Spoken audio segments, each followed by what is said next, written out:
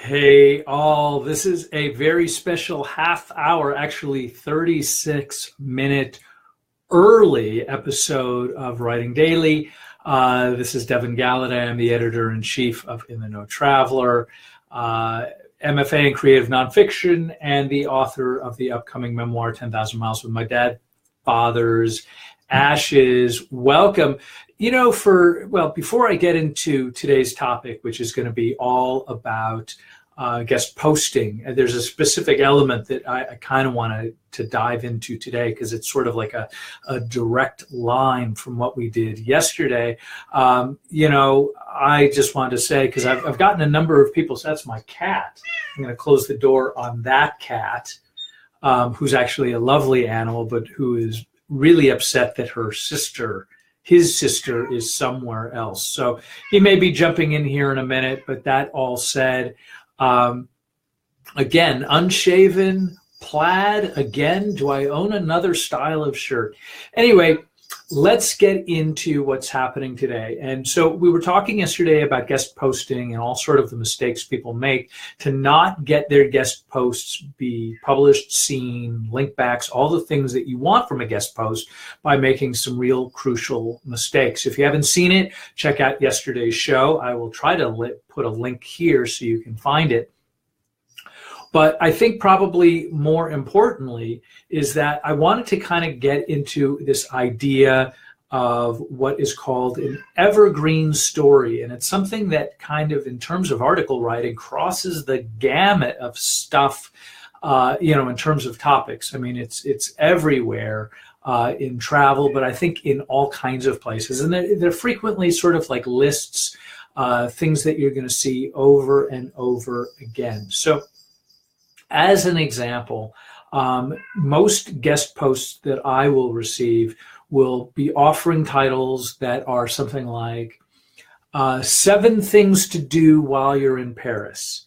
And the opening paragraph will be something to the effect of, Paris is a very famous old world city with so many things to do and travelers really love. And then it'll say something like, visit the Eiffel Tower, built in 1908. Now I'm just making up some stuff. It'll describe, what the Eiffel Tower is. And then it'll say something to the effect of, there is a very famous circular road called the Arc de Triomphe. And then maybe it'll say that you should have chocolate fondue somewhere or have a crusty baguette in a cafe and watch the world go by. Theoretically, there's nothing wrong with the article other than the fact, so now I have a cat on me. And he's trapped on me on top of that. So there's nothing wrong with the article other than the fact that that if you are older than 6 years old, you've heard of the Eiffel Tower. Like on Earth, you've heard of the Eiffel Tower, you've heard of the Louvre Museum. So what they tend to do is they write these articles as simply as possible using the most obvious choices possible, writing in the sort of like most simplistic, basic language as possible. And then they send it to you in the hopes that you're going to take this kind of very boring article and you're going to do something with it so they can get a link back. And basically, the way I look at it is that you are being offered very little in the hopes that they're going to get a link from your website. And in general, I don't think you should link from your website unless there's a real reason to do so. Do I think an evergreen article? And so, so let's go back. So that's what an evergreen article looks like. So the idea of the evergreen article is that it's going to be something that is like everybody kind of needs one, sort of. And it can be repeated over and over and over again, meaning that it's always live. It's not, you don't have to wait for spring for an evergreen article, because an article about things to do in France is going to be over and over and over again, always available for somebody. Somebody's always going to be looking for things to do in France. So that within itself is fine, but you also have to understand from the practical standpoint of things, and this is whether you're writing or whether you are publishing, is you have to understand whether or not the audience who's going to be searching for that specific things to do for in Paris, as an example, is going to be a keyword or a sentence that people are going to look up in Google a billion times. So if you want to compete with that, you're going to have to write down all of, you're going to have to see what you're competing against. There's a much bigger philosophy here on how to make your story come alive and how to compete with sort of like keyword ranked stories on Google. That's for a much later, it's a little bit more of a technical conversation. But the important thing to understand is if you are writing a throwaway article and some sort of a generic article about Paris is going to be a throwaway, right? And so the idea of the evergreen article is that, let's say you want to sell this article about Paris, things to do in Paris, and you list 7 things that you could do in Paris. And then you take that evergreen article under the belief system that everybody needs one of those kinds of articles. You're just going to change a few words here and there throughout the article to make it somehow unique or copyscaped or something like that. What's important to understand is when I receive those articles, I've received 50 articles just like them, just like the introduction letter. So what it means is if you're writing a generic letter with the hopes that you'll just resell this terrible article 50 times so you can make, I don't know, $20 an article, in all likelihood, you're probably not going to get very far at all.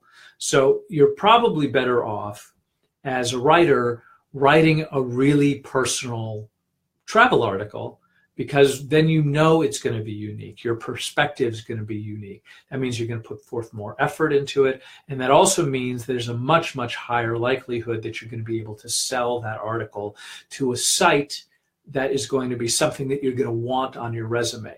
Can you sell an evergreen guest post style article to a website? Like, can you find a website to do that? The answer is yeah, probably at some point. Like if you were to, let's say, buy a list of website admins and you send it out 1,000 times, you might get a couple people to say yes. But those are people who are saying yes, who probably don't care about the content or the quality on their site. And so that means that even though you might be getting a link back to, let's say, your author page or wherever it is that you're hoping for it to go, like to your Amazon book itself, Google will rank all of the different websites, and they do that.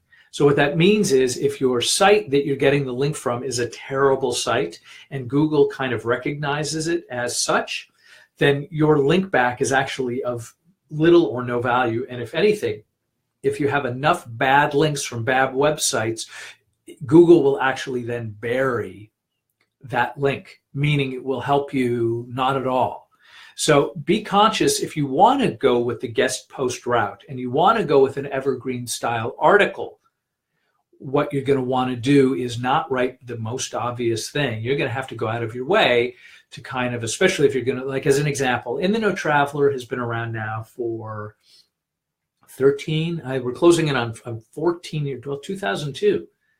So it's been around for a really long time. So I have a really good sort of like status with Google because I maintain the site and I do the kinds of things that Google wants to see.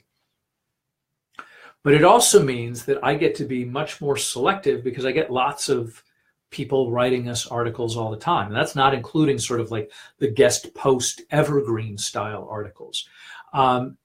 So anyway, long story short, if you're going to want to explore the guest post arena, I'm going to highly recommend that you really get to know each site that you want to get a link from.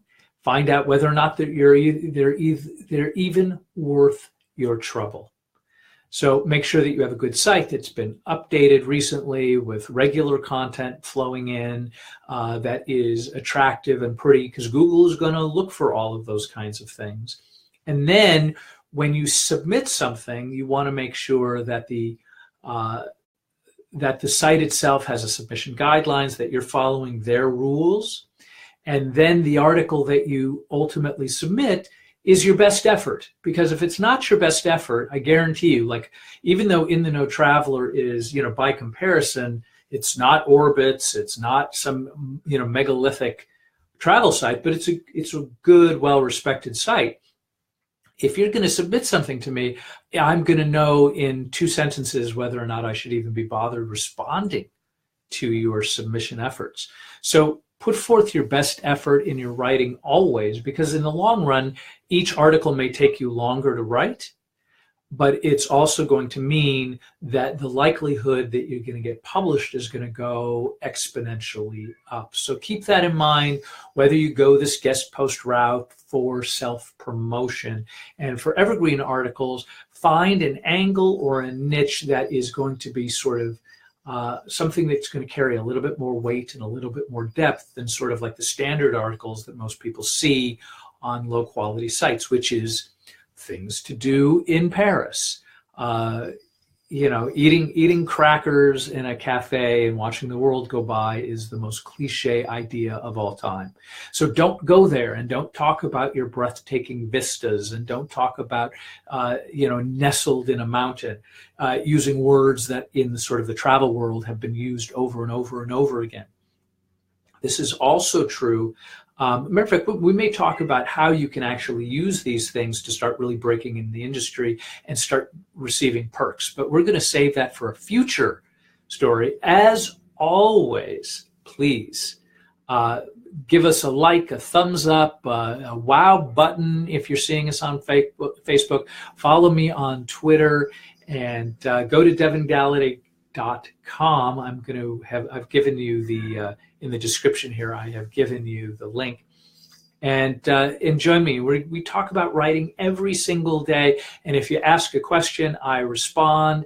And let's engage in what's going so we can improve your writing today. Anyway, thanks so much for joining me. And I hope you guys have a pleasant and wonderful day. Thanks.